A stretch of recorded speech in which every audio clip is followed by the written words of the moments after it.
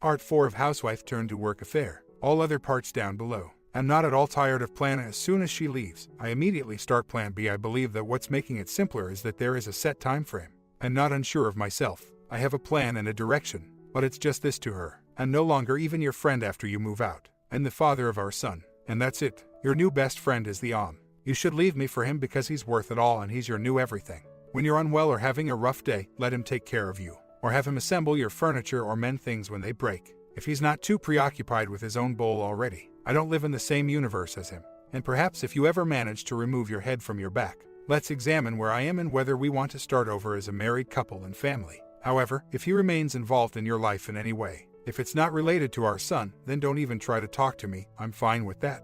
I've been evaluating myself against the other man for the last few months. In every manner conceivable. The intangibles, mental and physical, as though I was in the united relationship.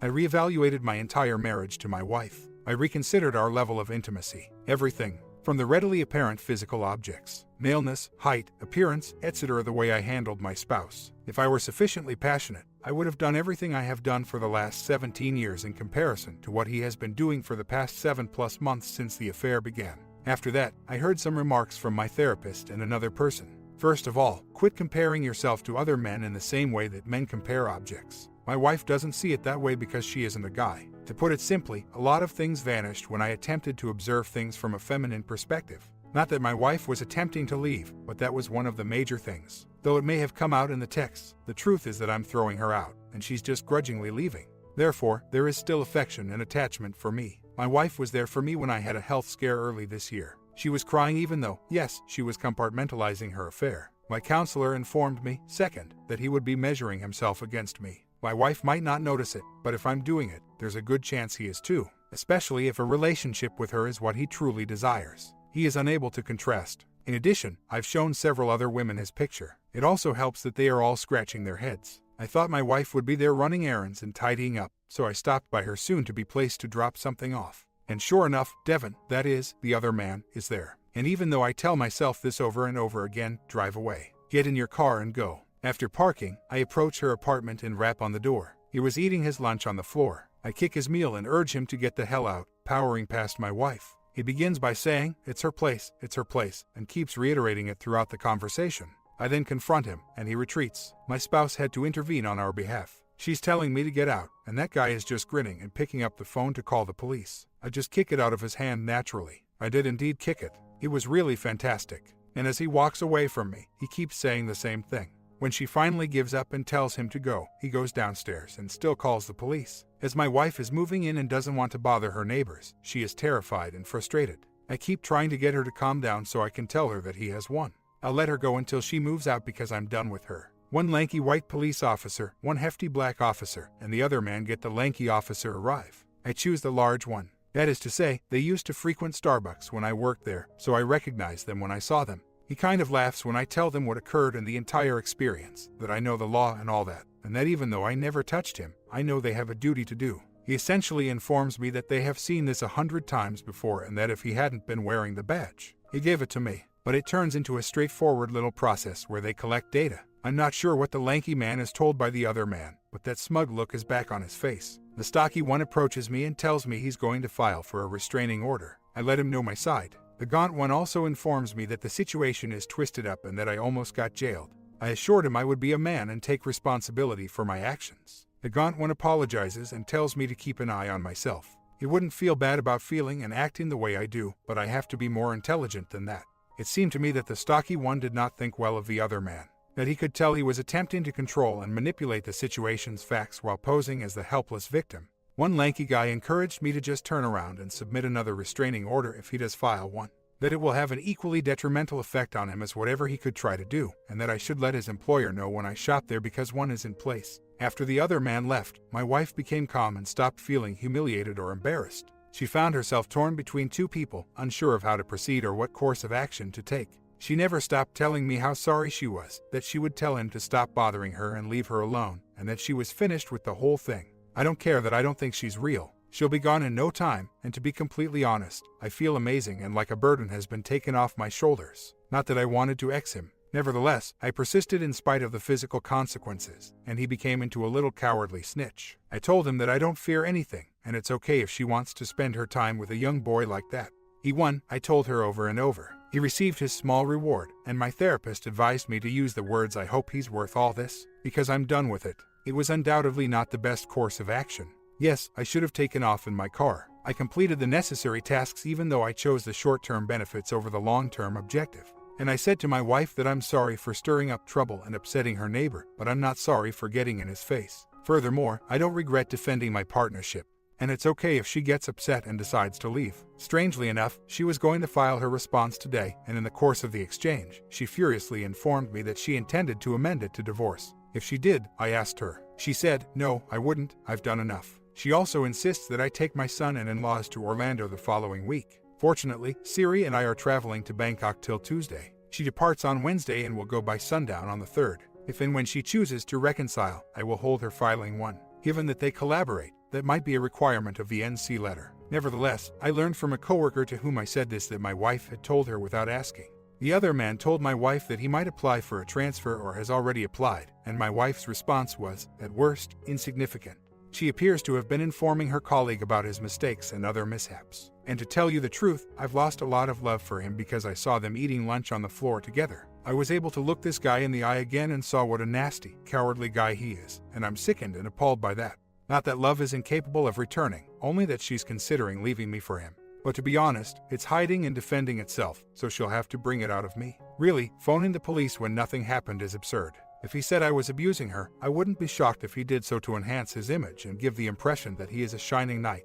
We've already submitted our paperwork for divorce. Today, she submitted her response. She departs on August 3rd. That concludes it. I've been in Plana for a few months now, and most of the time it's working. Plan B is on the way, but it's LC because of our little child. There has already been a 180, which has an impact as well. She wonders why I have so many new clothing, or why the Outback waitress made out with me on Sunday. All of the plans, techniques, and strategies I have been using, to be honest. And everything is proceeding without a hitch. I felt wonderful about the confrontation today since I was able to confidently express how I felt. He behaved as the coward that I knew he was. I'm fantastic. Just a brief but intriguing update from this morning on yesterday night.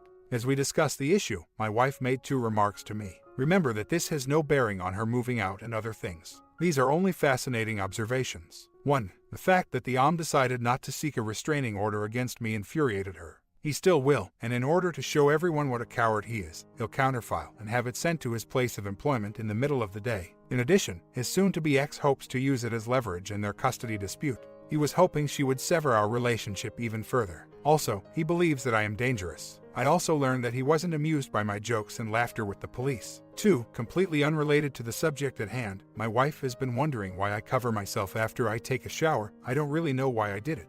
But suddenly, she noticed. She also stated how she's seen my weight loss and physical fitness changes. She became particularly aware of it when I addressed him. I ballooned up, like I'm a fish or something, she remarked. I replied that while I might be, it's also because he cowered when faced with conflict. Nothing is altered, but then again, I'm currently out of the country, but here are a few small changes. She has gone out purchasing small items for her flat. Yet, she has been texting me to let me know how much she misses me and to ask that I get by while I'm away. But spoke with my spy, her buddy, and coworker. She approached her and reportedly told her about the altercation. She claimed not to have seen that side of me before. How? Her buddy inquired. In response, my wife said I became agitated, combative, and violent. I puffed up after that. That chat left her friend with a really strong impression, which makes me question if showing up very physically could flip the tide. After all, with no effort, the other man has been able to exude confidence and authority in his strictly regulated workplace. In addition to manipulating our marital issues, I believe there was another component that made him seem really attractive to her. But when I pushed him outside his comfort zone, he gave up.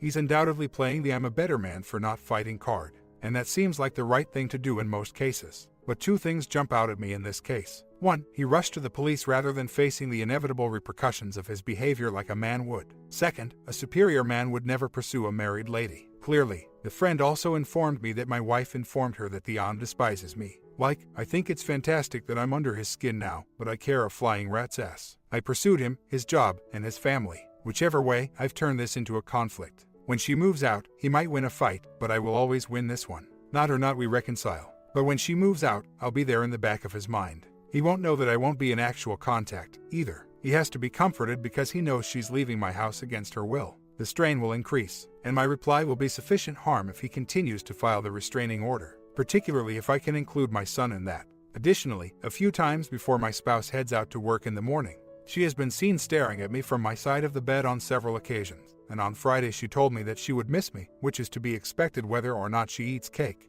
However, I've seen a few more changes in her. There will be more. Why do you still wait for her to make the decision on your future, please? Why do you depend so much on her judgment? She's in your face, having an affair. Yes, you continue to hope for this. In response, the opus says, I'm not holding out hope. I'm concentrating on myself and she's getting moved out. I still adore her, though, despite everything. My child is still under her care. Furthermore, I don't think she's completely into him. I am the only one who truly knows my wife. I'm aware that she's still in her fog and that the odds are on my side. However, she will have to discover the hard way that the grass isn't always greener. I refuse to accept this. That's the reason she's leaving. She isn't choosing to do this. The separation is the same. She's handling stuff through my attorney. How does that inform you? If I know her, the affair should be ended by the holidays. She must mature as she is, and this will compel her to do so. I'm certain that I still want to live out my days with her after 17 years. However, not while the affair persists. We'll have a ton of work to do to fix it after it ends. However, it is feasible. I would like to be one of the success stories here for a change. Given what has transpired, I believe it is possible. Many people ask me why I continue to hope or cope with it.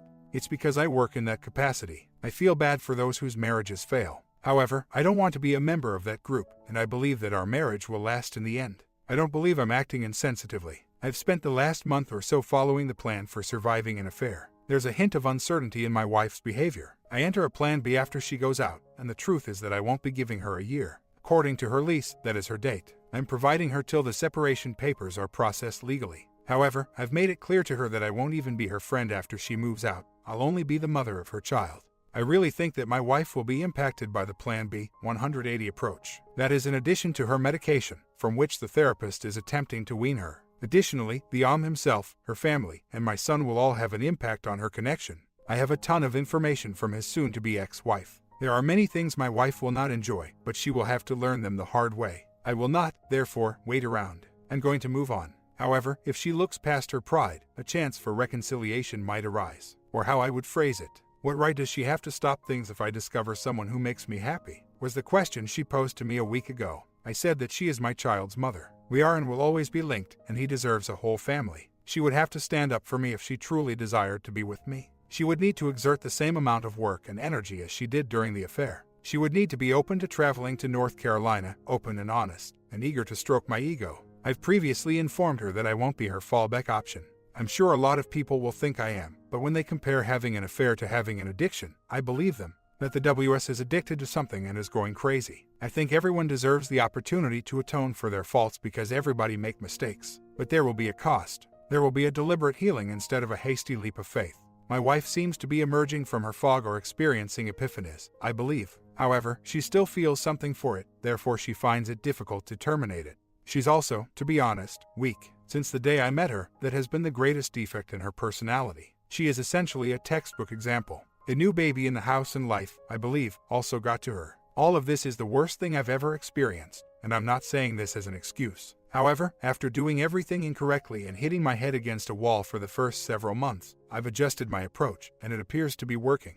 Does everyone find this to be effective? No, a lot of folks would just kick them out rather than deal with their adultery. However, I'm not among them. She would have left if she had truly wanted to go. Furthermore, and I'll repeat it again, I think my soon should have the opportunity to grow up in a whole and cohesive family because I am a child of divorce. My spouse has acted exactly as expected in all she has done and in response to my actions. While she's having an affair, there is no chance that we can save our marriage. She's getting tossed out until that happens, and trust me when I say that reality is affecting her in addition to the possibility that we could start dating sooner rather than later. An update regarding the entire matter of the restraining order. Her coworker informed me that because my wife won't certify as a witness, he either can't get one against me or it will become more difficult.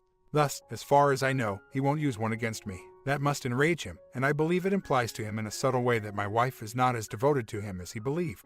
It might, of course, signify nothing. However, if I were him, I would interpret it as such. Even if it has no bearing on our relationship, it's a minor triumph nonetheless, so I'll accept it. It works for me because it annoys him.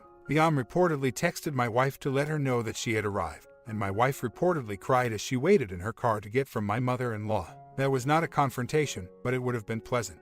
They should shout it from the top of the mountain, because their love is so immense. As the continued to remain in the store's rear delivery area, The coward that he is. He fears his former partner because she still has the right to demand full custody and child support from him, and she doesn't want him back. So he won't have anywhere to go when this party blows up. To be honest, I still find it hard to accept that my wife doesn't agree with him regarding the argument.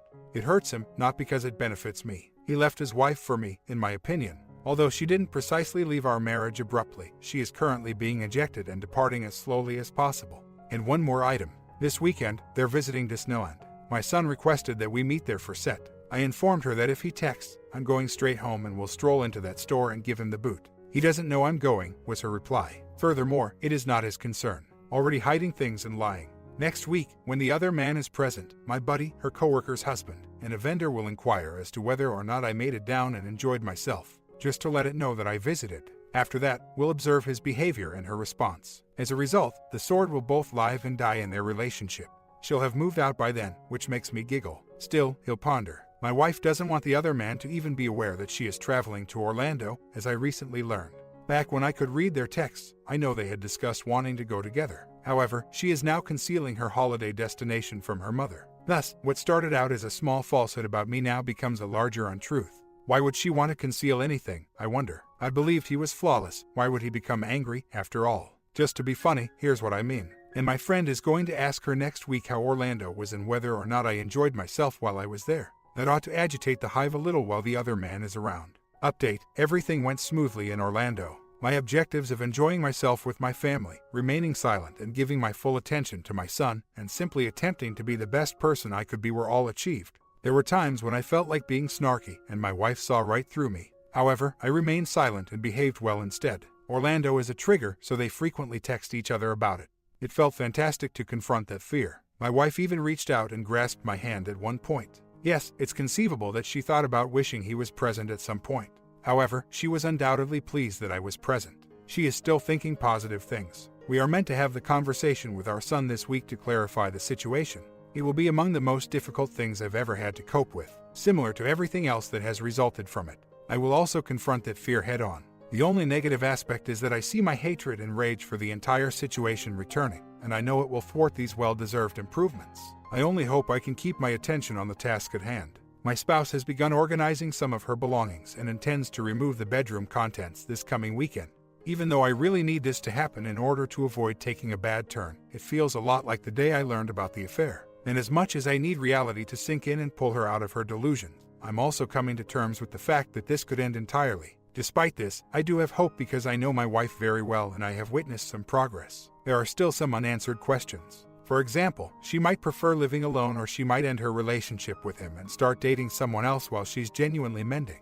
However, she reiterated that she simply feels disoriented and bewildered and that she will collapse on her face. The OMX called me today to inform me that my wife had commented on how controlling he was getting, according to a different coworker. I've continued to wager that the holidays will be the last one, but it's getting much harder than I thought this week would. I want to be upset and begin to doubt everything since I might not have another opportunity. I want to scream and yell, but I can't undo the laboriously won adjustments, as the 180 states. I have to control my anger. Even though I really want to be mad, if we argue before she departs, that will only serve to reinforce my feelings in her eyes, as opposed to giving her a positive picture to keep with until. Tonight was our talk with our kid, and everything went exactly as I had anticipated. For the most part, I spoke. While I told them how much we loved him, my wife sat behind him and gave him a hug. It's not his fault, and he and Mommy argue over how well they get along and how Mommy is moving out. He will also have 2 rooms. He took it quite well, I think, for a 3-year-old. Reiterate your devotion for me. My son said, "I love you too," when I told him I loved him. While my wife stated the same thing, the reaction was very different. He wouldn't respond, so she had to ask, "Do you love Mommy?" To which he replied, "No." Despite not understanding the words, he knows what is happening. And he expressed his dissatisfaction verbally. I feel terrible to my stomach right now. I hope the tiny duck is worth it to her because I want to kill him right now. And I'm about as mad at my wife as I've ever been. I have a lot of things to say to that person that will essentially ruin her. However, I'd prefer not to. She has yet to file a portion of her separation documents. It's me and the 180. In addition, I'm getting ready to become a better father and get ready to go out again eventually. Might even go on a date with my wife. She will be able to see and communicate with me, so our B plan is a little different. She will notice the adjustments I've made as a result of it. Regarding her garbage, I've proven to her over the last month or 2 that I am capable of handling them. I've expressed my desires rather clearly. That reconciliation can occur, but only after NC has been created. To aid me with that, I have spies working for her. In addition, she will receive my Plan B letter, which will re-explain everything, and I will write her therapist a letter outlining my perspective so that she is aware of my viewpoint in case we need to adjust the direction of our sessions. But for the time being, it has shielded my kid and me. She is aware that this is a safe haven. However, there are demands that cannot be met. Strangely enough, I find that in order to get her to listen, I have to talk to her a lot more strongly than before. And when I do, I have to admit that her response changes noticeably. She kind of sits at attention and is calm. I tell her how I feel about the conversation and what I want in a somewhat harsh manner. She wasn't feeling well when I became serious and altered my tone of speech. She listened as it vanished. Thus, Plan A is nearly finished. I assisted my wife this past weekend in moving the last of the furniture she was taking to her new home. You say you helped her move. You say it's her problem, so screw that. Yes, I understand, but I wasn't letting that shit anywhere close to my home. And I'm organizing right up until the last minute, and it was helpful all weekend long. We all moved the things together on Saturday. Together, we completed my son's room. It's pleasant, and I wish him happiness. I gently nudged and probed my spouse to elicit what few responses I could. I questioned you directly, why him? Naturally, her response was, I don't know, but she also verified what I had been thinking for some time. She acknowledged that he had given her the "if I were your boyfriend" speech when I inquired, but she expressed her disbelief in me with a look in her eyes. We gave the truck back after the move. We filled it with gas and gave it back. My wife noticed that my arms were working as I was pumping gas and lifting some of the heavier items when we were driving to grab some food afterwards. She became aware of their growing size and how powerful. She then sobbed and claimed that someone was going to get extremely fortunate if she didn't figure things out. Yes, you're right, Sunday got off to a decent start. She informed me that the OMX has been visiting her store on Tuesdays lately, and that on their most recent visit, she witnessed them conversing outside the store. They left, based on my wife's account, but he had gotten ahead of her sufficiently to catch up with his ex, so in her eyes, he had abandoned her. Her great protector fled to protect his own reputation, but my wife also thinks he might try to make amends with the ex, a theory I believe she's making up. She informed me of that warning sign and said she had brought up numerous others with her IC. The only question the IC could ask was how many red flags it would require. On that one, I didn't hear back. However, following his small bail, they fought. He described her combat technique as unforgiving and beyond his capabilities. However, I am able to. Theoretically, she also told him that I went to Disneyland in Prague just to annoy him. She then brought up the fact that they are attempting to force him to transfer permanently so he may train staff at another location, which my wife indicated she is not discouraged about. Getting a few things for her apartment and taking our baby outside for some playtime occupied the rest of the day. On set, she did attempt to lash out, but I anticipated it and simply kept my objective in mind. To resist giving in to the argument since she needed to do so in order to feel less guilty. Rather, I asserted myself and gained command of the circumstance. And she answered. This morning, I gave her my letter on backup plan. She's stopping by to watch my son and get the last of the necessities. After that, it will start tonight. From here, we'll have to wait and see. However, I believe I gave her enough information about who I am and what I can provide if she chooses to assist in mending the marriage. In the letter, I even enumerated the requirements. All we can do is wait and watch what occurs. Thus, it took place. Most of her stuff was moved away tonight. I start my revised Plan B. The evening was comparatively emotional. Fortunately, my son was wired, so he diverted some of the attention and consumed some energy. It's not hurting as bad as I feared, I believe, since I knew this was coming and I know that I've done everything in my power to be the best version of myself. Of course, things can be very different when you ask me tomorrow. Simultaneously, I am forced to accept my role as a single father. I'll be a better father in a partnership if I can learn from being a good single father, which is when the countdown starts. She still gets the holidays from me. I learned that the OMX eventually revealed the truth about him a week after she moved out. She admitted to him that she was aware of the affair. His response was what you would anticipate: falsifying, denying, altering, or shifting the truth. She asserted her complete knowledge to him, but he was a fiddler in the part of the other man. The finest part was when he said we were divorcing and that our marriage was gone. However, this is merely a formal distinction. My spouse has expressed her preference to do this over getting a divorce. My son spent his first night at his mother's place tonight. I've been doing fairly well with this modified approach so far, and we've only discussed pickups and drops. How are you doing now? I dropped my son off, but she and her mom have been getting into it a bit lately too. I receive a call after about 15 minutes because he is going crazy. When I return to soothe him till he falls asleep, they are largely silent and content to watch TV. My wife then begins to chat, and the next thing I know, she's telling me everything about how bad things are going and how much she despises her apartment.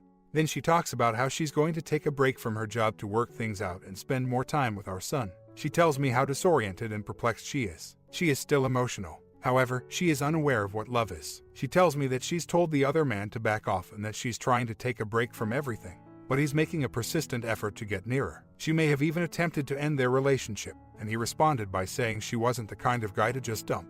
Also, that it would be really simple. She's telling me about her last several therapy sessions, or something like that. How she believes he's attempting to sabotage her relationship with her son. However, she finds it difficult to fully distance herself. I listened without making any comments. However, I reaffirmed my position and what I would anticipate if the time came before I went. I take everything with a grain of salt, that much is clear. Even yet, it was fascinating, and my son eventually fell asleep, a little after his bedtime. The soon-to-be ex-boyfriend of the other man has been a great ally. She is moving on and no longer wants to be with him. She contacted me this morning to report on my son's first night.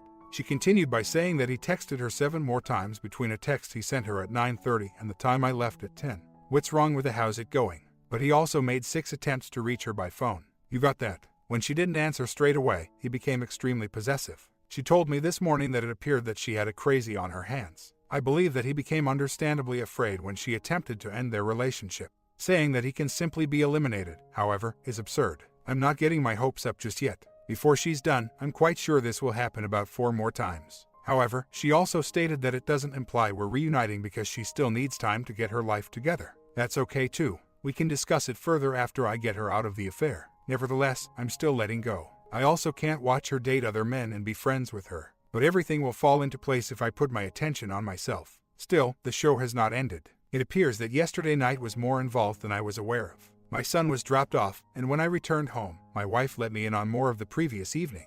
Before I left, she received those SMS and calls informing her that there was another one and that she was coming over. It was 10:30 at the time. My son was there when he came. It seems he was quite angry. She claimed to have never before seen the expression in his eyes. My son was present, so she made an effort to persuade him to leave. He wasn't listening, though. She didn't go into too much detail about what else happened. He tried talking to her, but she was so tired that day that she had trouble staying awake, and I guess he eventually left. She told me this while sobbing. He thought I was there, which of course I was, and again because she essentially tried to break up with him that day. She claimed, however, that she also wanted to be honest with me because it had an impact on our son. It was everything I could do not to lash out, to keep my tongue quiet. However, I came to the realization that my wife really needed a safe harbor at this point.